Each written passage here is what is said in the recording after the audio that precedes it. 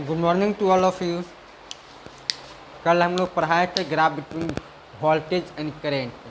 Voltage और current के बीच का ग्राफ हम लोग कल बता चुके थे और आज हम लोग बताने वाले हैं फैक्टर अफेक्टिंग रेसिस्टेंस। रेसिस्टेंस जो है वो किस किस फैक्टर पे डिपेंड करेगा। रेसिस्टेंस किस किस फैक्टर पे डिपेंड करेगा। रेसिस्टेंस सबसे पहले देख लीजिए। रेसिस्टेंस जो क्या है, रेशियो है। किसके किसके बीच रेशियो है?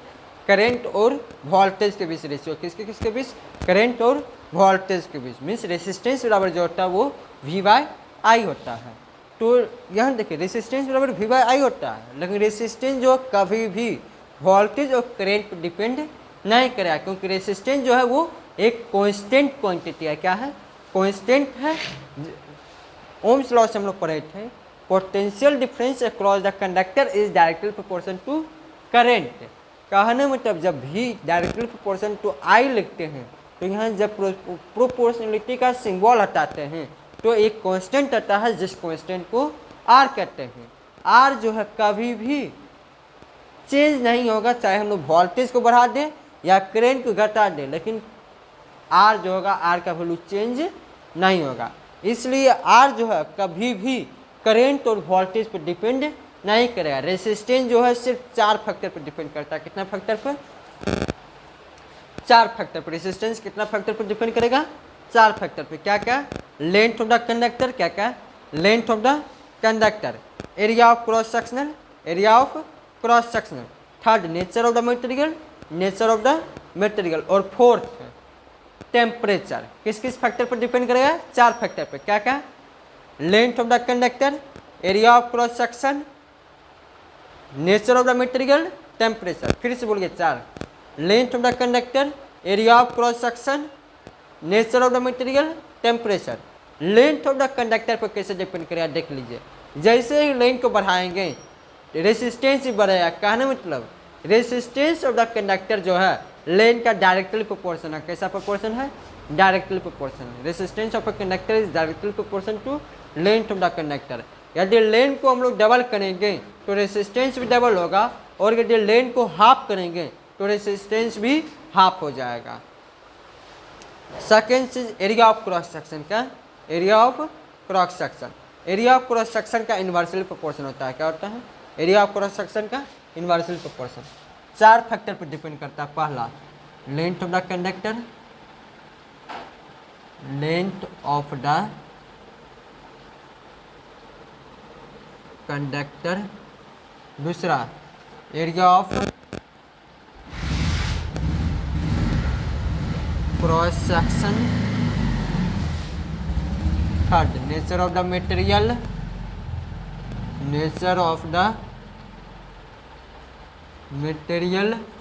Fourth, temperature, temperature. सबसे पहले क्या बोले? लेंथ ऑफ द कंडक्टर पर।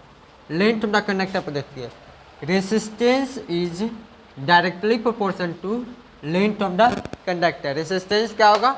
लेंथ ऑफ द कंडक्टर का डायरेक्टली प्रोपोर्शन होगा। यदि लेंथ को हम लोग डबल करेंगे रेसिस्टेंस भी क्या हो जाएगा? डबल हो जाएगा। यदि लेंथ को हाफ करेंगे रेसिस्टेंस भी क्या हो जाएगा? हाफ हो जाएगा। First term. Second, area of cross section. ये समझने वाला चीज़ है, बहुत समझिएगा। एरिया ऑफ क्रॉस सेक्शन का जो रेसिस्टेंस होगा वो इन्वर्सली प्रोपोर्शन होगा। Resistance of a conductor is inversely proportion to area of cross section. Resistance of the conductor is inversely proportion to area of cross section. यदि area of cross section को half किया जाए तो resistance double हो जाएगा, और area of cross section को double किया जाए तो रेसिस्टेंस हाफ हो जाएगा।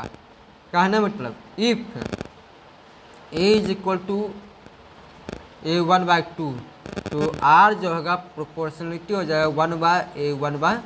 2 ऊपर चला जाएगा तो प्रोपोर्शनलिटी और 2/A1। कहने मतलब पहले वाले रेसिस्टेंस से क्या हो जाएगा? डबल हो जाएगा। इसको इस तरह समझते हैं। मान लेते हैं if area of cross section be A1 then resistance be 1/A1. If area is doubled 2A1 then resistance is equal to directly proportion to 1/2a1 और 1/2a1 जो है वो किसको 1/a1 को हम लोग लिख सकते हैं R1। तो प्रोपोर्शनलिटी 1/2 इंटू R1 का मतलब रेसिस्टेंस जो होगा पहले वाले रेसिस्टेंस के हाफ हो जाएगा। कब? जब एरिया को क्या करेंगे डबल करेंगे। यदि हम लोग एरिया को हाफ करेंगे if area is equal to A1/2 resistance is equal to 1/A1/2 two ऊपर चला जाएगा तो 2/A1 और 1/A1 को हम लोग लिख सकते हैं R1 तो 2R1। तो यहाँ देखिए रेसिस्टेंस जो होगा वो डबल हो जाएगा। कब? जब एरिया को हाफ किया जाए तो रेसिस्टेंस डबल हो जाएगा और जब एरिया को डबल करें तो रेसिस्टेंस हाफ हो जाएगा। दो चीज़ याद रखना है। तीसरा चीज़ याद रखना है थिक वायर और थिन वायर में थिक वायर का जो एरिया ऑफ क्रॉस सेक्शन होता है वो ज़्यादा होता है। थिक वायर का एरिया ऑफ क्रॉस सेक्शन ज़्यादा होता है इसलिए थिक वायर का रेसिस्टेंस कम होगा और थिन वायर का एरिया ऑफ क्रॉस सेक्शन कम होता है इसलिए थिन वायर का रेसिस्टेंस ज़्यादा होगा। थिक वायर का रेसिस्टेंस ज़्यादा कम होगा थिक वायर का रेसिस्टेंस कम होगा क्योंकि थिक वायर का एरिया ऑफ क्रॉस सेक्शन ज़्यादा होता है। थिक वायर का एरिया ऑफ क्रॉस सेक्शन ज़्यादा होता है थिक वायर का एरिया ऑफ क्रॉस सेक्शन ज़्यादा होता है इसलिए थिक वायर का रेसिस्टेंस कम होगा और थिन वायर का एरिया ऑफ क्रॉस सेक्शन कम होता है इसलिए थिन वायर का रेसिस्टेंस ज़्यादा होगा। थर्ड चीज़ याद रखना है, दो चीज़ याद रखना है उसका नेचर ऑफ द मटेरियल। किस पे? नेचर ऑफ द मटेरियल पर। नेचर ऑफ द मटेरियल पर देखिए किसी भी कंडक्टर का जो रेसिस्टेंस होगा वो डिपेंड करेगा कि ये कंडक्टर किस सब्सटेंस का बना हुआ है। किसी भी कंडक्टर का जो रेसिस्टेंस होगा वो किस पर डिपेंड करेगा कि कोई भी कंडक्टर किस सब्सटेंस का बना हुआ। जैसे एक उदाहरण लेते हैं, दो वायर लेते हैं, दोनों वायर का डायमीटर सेम है लेंथ सेम है लेकिन एक वायर जो है कॉपर का बना हुआ है और दूसरा वायर जो है नाइक्रोम का बना हुआ है। किसका? नाइक्रोम का। लेकिन नाइक्रोम वायर का जो रेसिस्टेंस होगा कॉपर वायर के रेसिस्टेंस से 60 टाइम्स बड़ा होगा। Resistance of nichrome wire is 60 times than that of copper wire. Means nichrome wire का जो रेसिस्टेंस होगा वो कॉपर वायर से 60 गुना ज़्यादा होगा। और फोर्थ टेम्परेचर पे यदि प्योर मेटल का रेसिस्टेंस देखा जाए, जैसे जैसे टेम्परेचर बढ़ाएंगे तो प्योर मेटल का रेसिस्टेंस भी बढ़ेगा और जैसे जैसे टेम्परेचर घटाएंगे तो प्योर मेटल का रेसिस्टेंस भी घटेगा। क्या बोले? जैसे जैसे टेम्परेचर बढ़ाएंगे क्या करेंगे? जैसे जैसे टेम्परेचर बढ़ाएंगे तो प्योर मेटल का रेसिस्टेंस बढ़ेगा और जैसे जैसे टेम्परेचर घटाएंगे तो प्योर मेटल का रेसिस्टेंस घटेगा। लेकिन यदि यही रेसिस्टेंस यही एलॉय का बना होगा, किसका? एलॉय का। एलॉय कहने मतलब नाइक्रोम वायर का यदि बना हुआ है, नाइक्रोम वायर कॉन्स्टेंटन या मैंगनीन यदि कोई भी सब्सटेंस नाइक्रोम वायर का बना हुआ है तो नाइक्रोम वायर का रेसिस्टेंस जो होता है वो कभी भी टेम्परेचर पर डिपेंडेंट नहीं होता, टेम्परेचर से इंडिपेंडेंट होता, टेम्परेचर पे इंडिपेंडेंट होता, टेम्परेचर पर डिपेंड नहीं करता। किसका? नाइक्रोम वायर का। नाइक्रोम कहते हैं एलॉय का।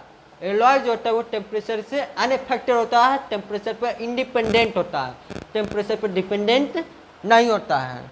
इसलिए टेम्परेचर को हम लोग बढ़ाए चाहे घटाए लेकिन एलॉय के रेसिस्टेंस में कोई प्रभाव नहीं होगा। ठीक है, यहाँ तक समझ लिए हैं। यहाँ के बाद हम लोग कल आप लोग को बताएंगे रेसिस्टिविटी। क्या? रेसिस्टिविटी। चलिए पढ़िए, बहुत ही इंजॉय करिए। Good bye.